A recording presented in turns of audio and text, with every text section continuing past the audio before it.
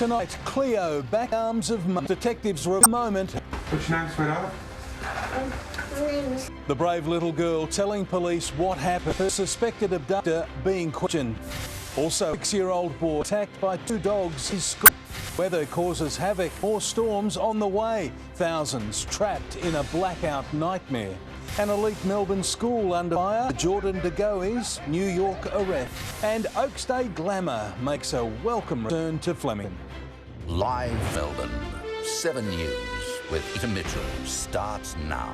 Good evening. Brave little Cleo Smith is talking to police tonight as they piece together what happened in the 18 days she was missing. The man accused of abducting her has been in and out of hospital, but the 4-year-old has spent the day hugging her family and sleeping.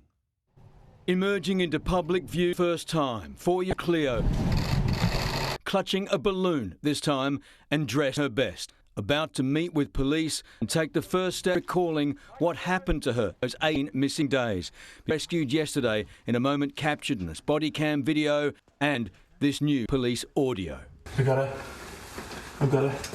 Bring the camera in.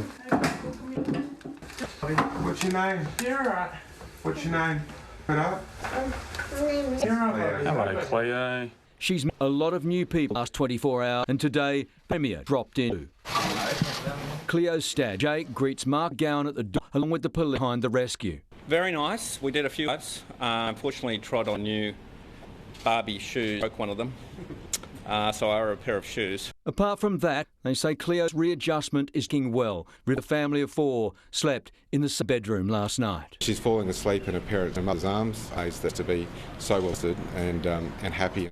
The Premier had flown in earlier direct Perth for Cleo, her sister, of teddy bears. I'm sure she'll be getting lots, but I've got another one for her. Suggested naming after the 2 lead police investigators. I'm not sure that name will stick.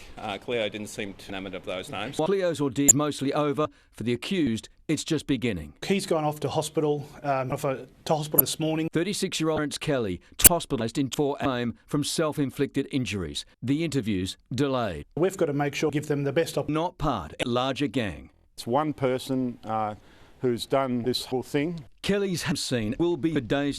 Forensics officers even taking away the carpets for analysis. But there's also word tonight of a chilling new lead in the investigation. Kelly obsessed with dolls, collecting them, playing with them, with questions now on whether he wanted a real-life version. Was there a doll collection in the house where Cleo was rescued? The lights were on and that she was playing with toys. That's about all I want to say. He lived here alone and has done for years. The duplex owned by WA Housing Authority. His dog now taken into care. You know, to be honest, it's scary. I grew up with him. He grew up with me. We lived together. Police confirm when Cleo was snatched from the campsite, the family didn't know or have a single connection to Kelly. I'm looking for that person that we say is irregular. Someone that was there that should have been at a certain time in a certain location. The extraordinary police work being celebrated statewide. Key landmarks lit up in blue overnight. While in Carnarvon, the balloons went up in Cleo's colours, pink and purple. The little girl wrapped not just in mum's arms, but her community's as well. Chris Reason, 7 News. Ben Downey joins us now with the latest on the investigation. Ben, police are yet to lay any charges. None yet, Peter, but police confirmed to me one charge they will be laying against Terence Kelly. We expect the next 2 hours will be 1 count of kidnapping or child stealing is the official charge here in WA. They do have to wait, though, until Kelly is of sound mind to finish that questioning procedure. We do, of course, know that he's been admitted to hospital twice over the past 24 hours for self-harming inside his holding cell. We now understand he's inside a padded cell to prevent any further harm. But while police wait to finish that questioning process and lay those charges, they've been retracing his steps over the past 18 days, trying to find out anything that might help them prosecute this case. In the home behind me, we just learned there's CCTV cameras, and if they were active, you can imagine the kind of treasure trove of potential evidence it might provide detectives. Once he is charged, he's expected to face court the day after, likely here in Carnarvon. Now, it's just a matter of time. Peter? Ben Downey in Western Australia, thank you. A 6-year-old boy had a facial injury being attacked by 2 dogs at his school. The one student was before a classmate came to help, and this report contains graphic images. The dog that bit Mac Tajnisi big enough fit of his face in its mouth. The 6-year-old was upon by 2 dogs entering ground Baden Powell College through an open gate. He jumped and pushed me, and we quickly bite my face and ran. One student after he arrived at school last Friday. It's believed one of the dogs was a German Shepherd, the other a large dog with a woat. One of yours classmates was brave enough to attempt to scare off the dogs by making loud noises. My empire like, ooh, rah, like dinosaur ones. The fate of the dogs, which are both registered, is uncertain. They were captured on the day by police and rangers and held by the Wyndham Council. Macior's family want answers on how the dogs were able to get onto the grounds. The Education Department says the gates were open because school was about to start. The dogs could kill my son. It was so close, he could get blind. Really hurting. Cameron Bowe, 7 News. Heavy rain has hampered efforts to restore electricity to thousands cut off across the state. Many frustrated customers are without power for a 7th day and say livelihoods are at stake. Wild storms through Victoria. Heaviest downpour up north caused flash flooding. Wellies, so it should be all right. Fortunately, storm front flooded today. Another cut without power. Around 5,000 customers were on electricity after last Thursday's freak storm destroyed homes. Peninsula residents amongst hit. Everything we go to use is and subject double Neil Mitchell program has got toilets and just about that. The delay in Parliament and Chanel, Tim Smith is denying the Liberal leader. Well, he certainly is. Matthew Guy says he no longer supports Tim Smith politically, and he added he has no support within the party. So Tim Smith is now looking to Canberra for backing as he desperately tries to hold on to his career. Matthew Guy is adamant. I can't tell you enough how many times I stand by it. I stand by what I... He does not want Tim Smith to recontest his seat and told him just that. I can't be any clearer. And he's certain the embattled MP has no support in the Victorian Liberal Party after his drunken car crash in Hawthorn. There's not a person I've spoken to who doesn't share my point of view. The opposition leader says he spoke with Tim Smith after his hour-long press conference yesterday. And while he no longer backs him politically... He's a friend of mine and remains so. But Mr Smith does have the support of former Prime Minister Tony Abbott. He told News Limited Tim is the one state Liberal MP who has most consistently and effectively attacked the Andrews government. He went on to describe him as one of their best Victorian talents, adding, should this one lapse disqualify him from Parliament, our public life would be even more impoverished. Tony Abbott's been a good friend and supporter of Tim, and like many of us have. It's understood Greg Hunt, Michael Sukkar and Alan Tudge are also backing Mr Smith to stay on. But the opposition leader wouldn't be drawn on whether that undermines his position. I'm not going to play off the feds in the state or one MP versus another. Mr Smith is yet to decide if he'll run at the next election. Chanel Vella, 7 News. The Jordan De Goey arrest saga is now backfiring on his old school, triggering a protest. A former student broke into the elite St Kevin's College to set alight to his old blazer and send a message on the school's culture. You ready to light it? Yeah. A schoolyard stunt shining a light on claims of a toxic culture at St Kevin's College. It's raining outside, that's so crazy. 2013 graduate James Robinson set his blazer alight. He says after being triggered by Jordan De Goey's New York arrest. Growing up in any form of bubbles of privilege like that is inevitably going to teach you that your privilege is okay and that you're going to be able to get away with things. Mr Robinson was 1 year above De Goey at the elite private college. He claims a footy star's wild actions are a result of a vile and sexist culture during their time at school.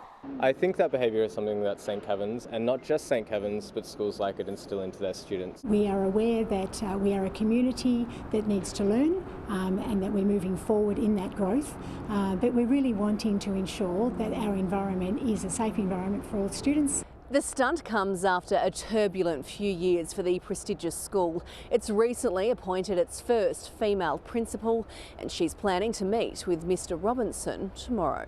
I'm wanting to learn from James, and that's the purpose of our meeting with him, so that we can learn, so that we can grow from it, we can listen and to deeply listen to his story so that we can improve. Dugowie has returned to Los Angeles after his night in a New York jail cell. The star forward is back training despite being indefinitely suspended by Collingwood. He'll return to court to face assault charges in New York on December 8. Tegan Dolling, 7 News. Pressure is mounting on public servants to make a full-time return to the office. Jade Vincent has the details, and Jade, the Premier wants workers back in the city. Yes, Mitch, Daniel Andrews says public servants could be set to make a staggered return to office buildings in the CBD and suburban hubs very soon. He flagged an announcement in a bid to revive those businesses who've long been missing workers stopping in for lunch or spending up big on after-work drinks. That'll help underpin demand for everything from what you might call that kind of occasional economy, where people drop in to buy goods and services, all the way through to the more formal parts of the inner city. The Premier says he's also expecting more and more Melburnians to start to move away from working from home, and as they return to the city, public transport services are also likely to increase. Mitch. Jade Vincent in the CBD, thank you. Australia is on track to smash the 80% double vaccination milestone as soon as tomorrow.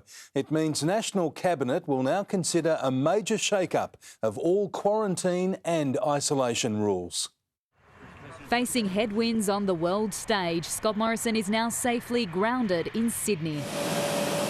Returning from the G20 and Glasgow Climate Summit, no need for quarantine, but even Prime Ministers must be verified. Now facing what will likely be a united National Cabinet, with Premiers tomorrow finalising the country's reopening plan, including international and domestic travel, WA's roadmap to reopen, test, trace and isolate protocols are up for discussion, as are quarantine arrangements. The borders are going to open. Make no mistake, they are going to open. As we enter a new phase of the pandemic, today 79.1% of Australians are fully vaccinated. We will pass the double-dosed 80% rate in the coming few days. And while case numbers are expected to grow, hospitals seem to be coping. They've been preparing for 20 months. It hasn't been easy. COVID is not easy. And moving forward won't be easy, but we're on track for a full reopening this Christmas as we emerge from the COVID darkness. The opposition leader today celebrating the Indian Festival of Lights, still urging caution. We need to make sure that we're not complacent and that we can emerge stronger. Praying for a brighter future.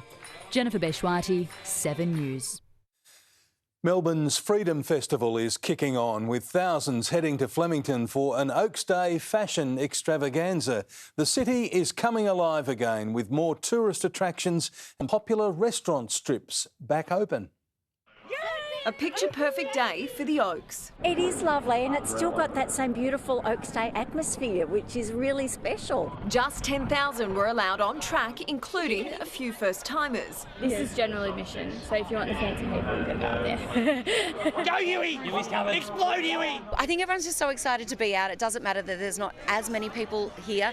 The people that are here are having the best time ever. After last year's empty feeling, $100,000 was up for grabs in the Fashions on the Field competition. From women's wear, I'm absolutely loving all the bright, bold colours, and I think, you know, being in leisure wear for, you know, the last 18 months, it's really nice to be, you know, bold and wearing those bright colours. With the Oaks run and won, attention now turns to the final day of the Cup Carnival, with 10,000 racegoers expected back here on Saturday.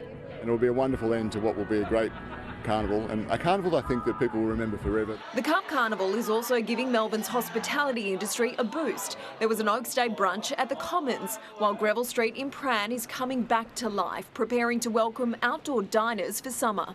People are just happy and grateful to be outside, to see their friends for a longer period of time. And the aquarium, closed for 91 days, is also finally back in business, greeting 100 guests every half hour. We've sold out our first few sessions. Georgia Comensoli, 7 News. There's breaking news tonight on Jeff Kennett's future at Hawthorn. Tim Watson, his reign is coming to an early end. Mitch, the Hawks president has announced he's stepping down, but there is a twist. We'll have the latest shortly, including breaking details on Collingwood's boardroom battle. Also, it's do or die in Dubai for the Aussies. We'll get an exclusive update as a Victorian cult hero reveals the big name who tried to stop his shock retirement. And Mitch, a Melbourne Cup winning owner, has been hit with a huge fine for some overzealous celebrations. More on that shortly. OK, Tim, thank you very much. Tears have flowed after an extraordinary act of kindness from strangers.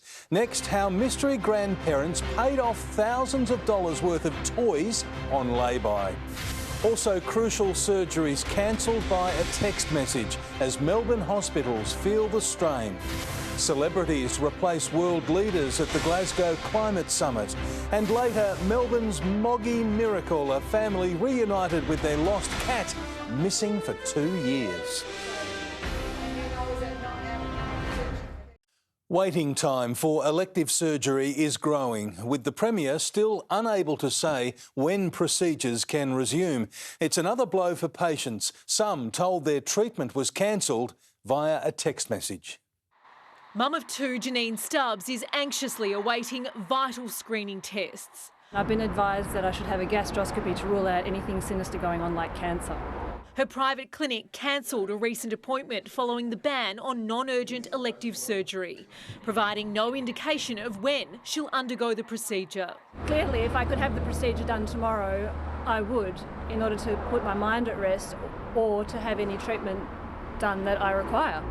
Monash Health patient Sharman Allen was informed via text message her ongoing breast cancer recovery treatments were off. We are currently unable to continue to provide lymphedema management. Your upcoming appointment has been cancelled. She was told to seek out a private therapist. I just say to those people, I know and understand how challenging it is to wait for care, but the sickest have to be treated quickest. We'll deal with that surgery backlog as fast as we possibly can. Tens and tens of thousands of Victorians who are waiting in pain. They need to be clear about when elective surgery will recommence in a staged process. That's fine. Victoria recorded another Thursday spike in infections with 1,247 cases. 660 COVID patients are in hospital, 114 in ICU and 78 need a ventilator. Hospitalisations are steady, but what's concerning for doctors is the Burnett modelling shows no drop-off in intensive care pressure for the next 2 months. The opposition claims the burden on our hospital system could have been eased if the $564 million heart hospital, due for completion next year, was operating. Should have been opened 4 years ago. This project is 4 years too late and $400 million over budget. The Andrews government blames the blowout on a lack of funding from the Commonwealth. Jade Vincent, 7 News. World leaders have been replaced by celebrities and royals at the Glasgow Climate Summit. The cost of promises are likely to run into the trillions, with protesters worried it's all talk and no action from politicians. The Queen's climate change message that can't be missed. On London's Piccadilly Circus, Her Majesty's call for action as her son fills the vacuum left by the departure of politicians in Glasgow, joining actor Leonardo DiCaprio and fashion designer Stella McCartney, an initiative in sustainable fashion. The solution is a different mindset. Second-hand clothing, vintage clothing, renting clothing. On the streets of Glasgow, protesters who believe not enough is really being done to stop global warming. At the summit, the remaining politicians conceded trillions of dollars will be needed to meet climate goals. Up until today, there was not enough money in the world to fund the transition, and this is a watershed. Now that world leaders have left Scotland, the real work is underway. Over at least the next 9 days, officials will have discussions and sift through commitments, aiming for deals on meaningful change. But old habits can be hard to break. An estimated 400 private jets have flown into Scotland for the event, including 182 trips taken by Aircraft for Leaders, the same carbon footprint generated by 1,000 Scots in a year. In Glasgow, Sarah Greenhalgh, 7 News. A mystery Victorian couple has left strangers in tears after a heartwarming act of kindness. The grandparents turned secret Santas, paid out thousands to settle laybys at their local toy store, delivering an early Christmas present for 82 families. The season of giving is approaching, but two Bendigo grandparents have started early with big hearts and deep pockets. To be honest with you think about it too much, I'd probably cry. The pair, who are regular customers at Toy World, called on Monday with an extraordinary offer. They wanted to pay off strangers' laybys. I had to sit down and just go, what? Say that again? It was just shock. Yesterday they walked in to settle 82 families' laybys. Thousands of dollars on one. Claire McMillan called most of the lucky recipients. I had people burst into tears instantly.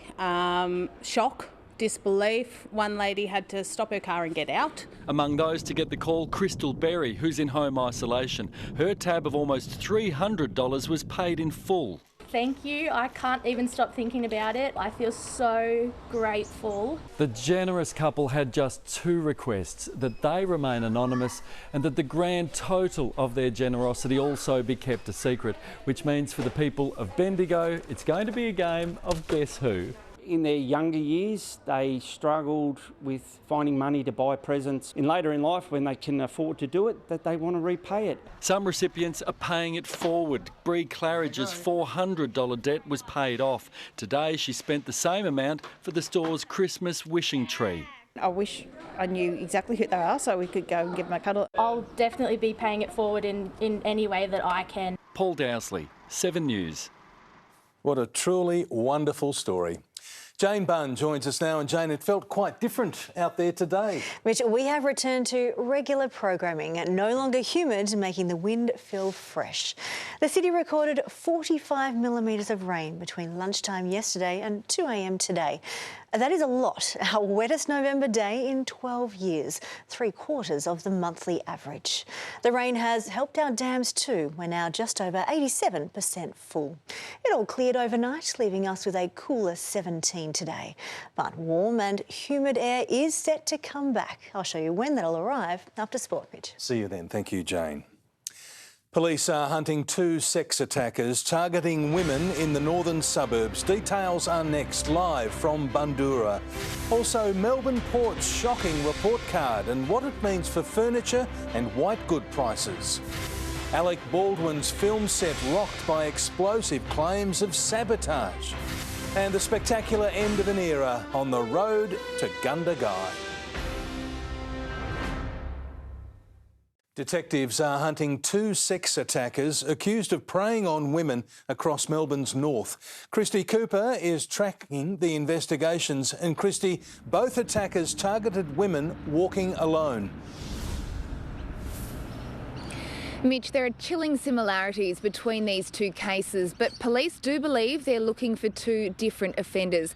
This is a face fit of a man who assaulted a woman here in Bundoora. She was walking along a track between McLean's Road and Green Hills Road last Thursday afternoon. He tried to talk to her and then sexually assaulted her. He was riding a multicoloured bike with a white shopping bag tied to the handlebars. The other attack happened just 10 kilometres away in Northcote. It's alleged this man approached a woman walking along High Street at around 6 p.m. on September 19 and grabbed her from behind. Police say he sexually assaulted her before running away. In both instances, the men are described as being around 170 centimetres tall with slim builds, Mitch.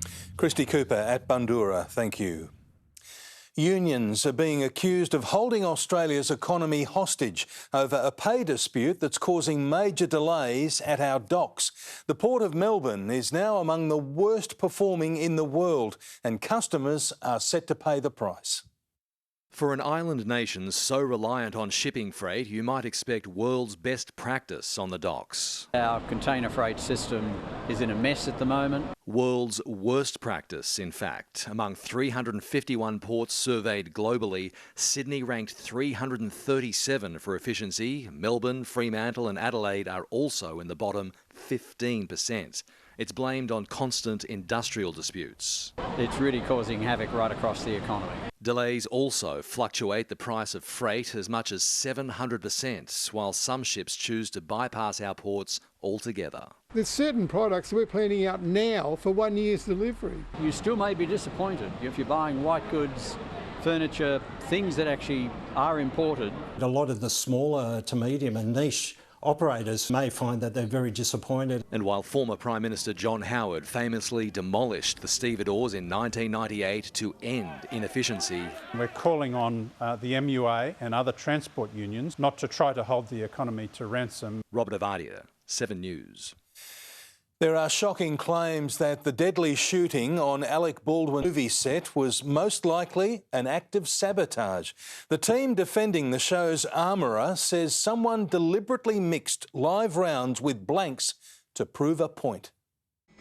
On the desert set of the movie Rust, where a real bullet killed the chief cinematographer, Hannah Gutierrez-Reed was in charge of gun safety. We know there was a live round in a box of dummy rounds that shouldn't have been there. Lawyers for the 24-year-old now say that rogue bullet was not an accident. The person who put the live round in the box of dummy rounds had to have the purpose of sabotaging this set. The day before the shooting, some workers had walked off set. Among their complaints, substandard safety. I went to work every day unwittingly playing a game of Russian roulette. The star who fired the gun has countered, Alec Baldwin reposting the thoughts of another Rust employee who slams the lack of safety claims. Now, Rust safety standards are no longer just an issue in the case, they're a potential motive. The idea the bullet was planted to make a workplace point. So, will the lawyers argue sabotage?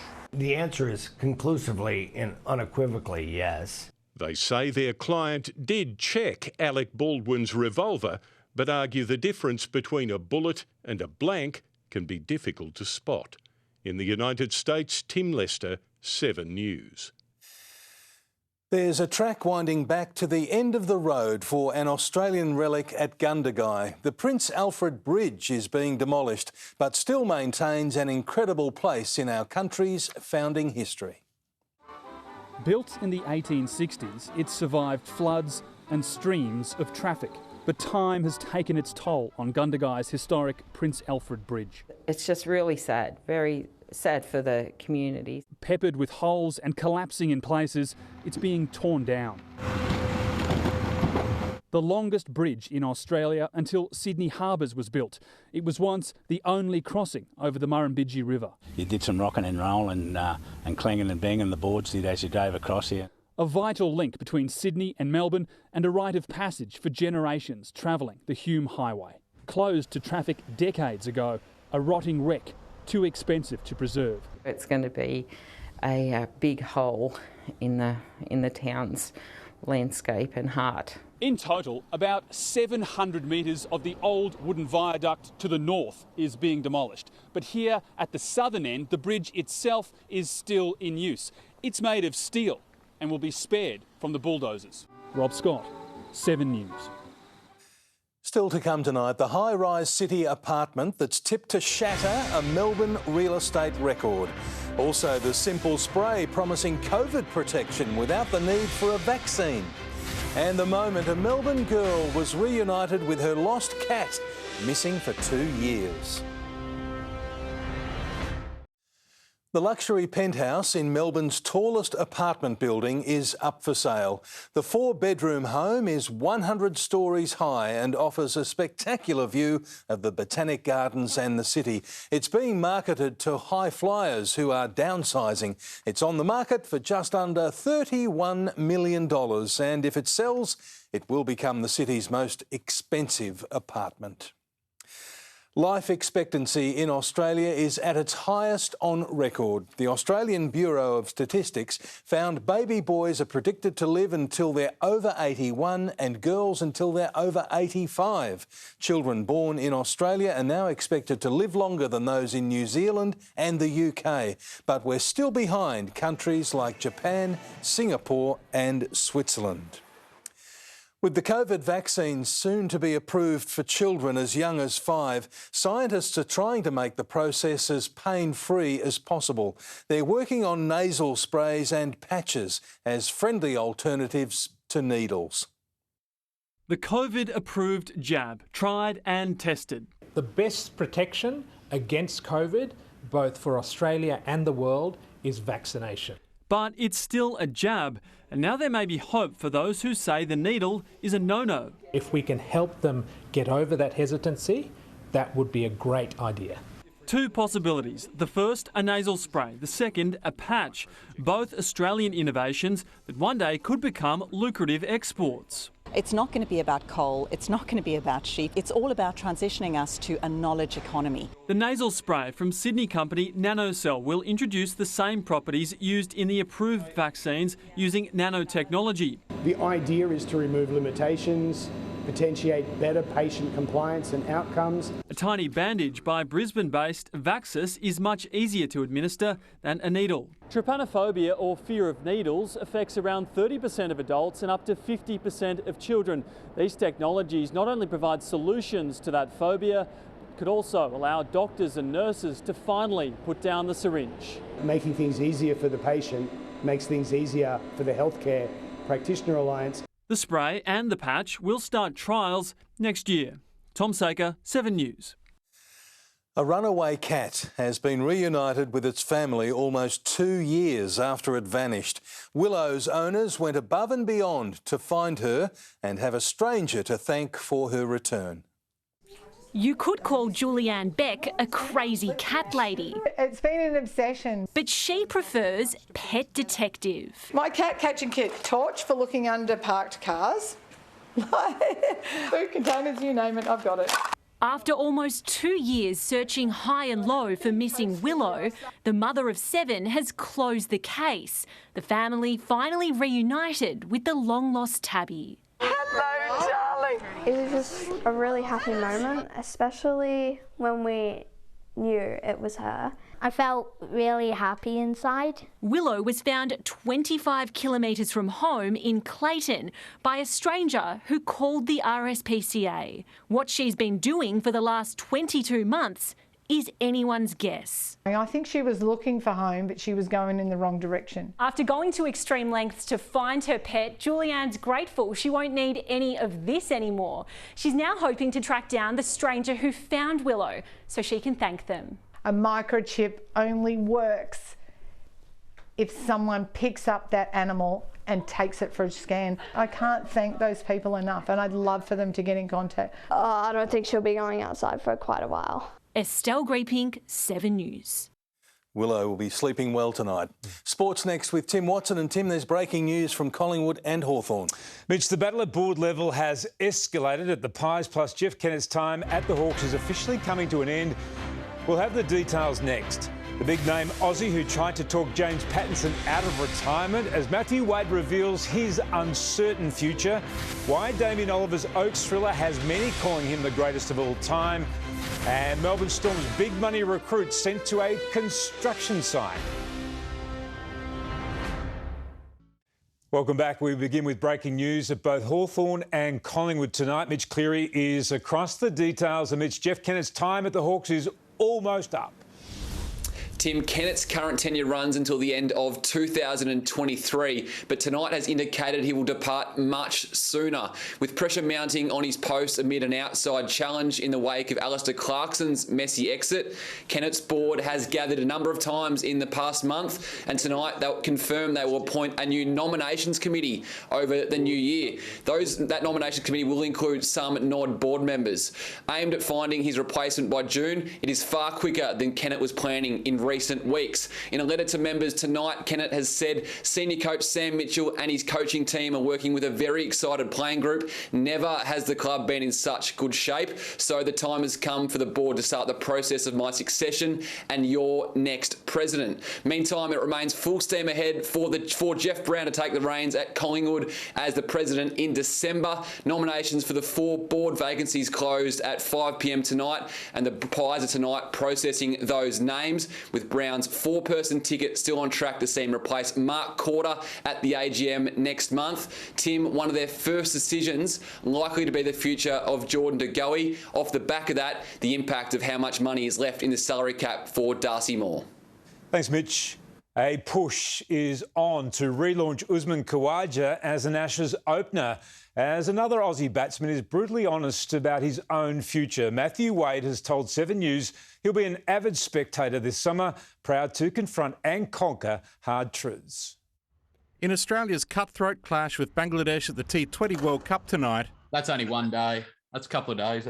Matthew Wade becomes the face of Movember once again, a survivor of testicular cancer at 16. Really proud to do a small part, and if my story helps 1 or 2 young people, then I'm really proud of that. Cricket dressing rooms aren't the macho dens they used to be. Ben Stokes, open and comfortable, discussing his mental health struggle ahead of his Ashes return. Well, I think it's just important for anyone, whatever, whatever they do in life, whether it be job or just, their day-to-day life, it's important for everyone. Wade is brutally honest on his own Test future. The horse has bolted a little bit there for me.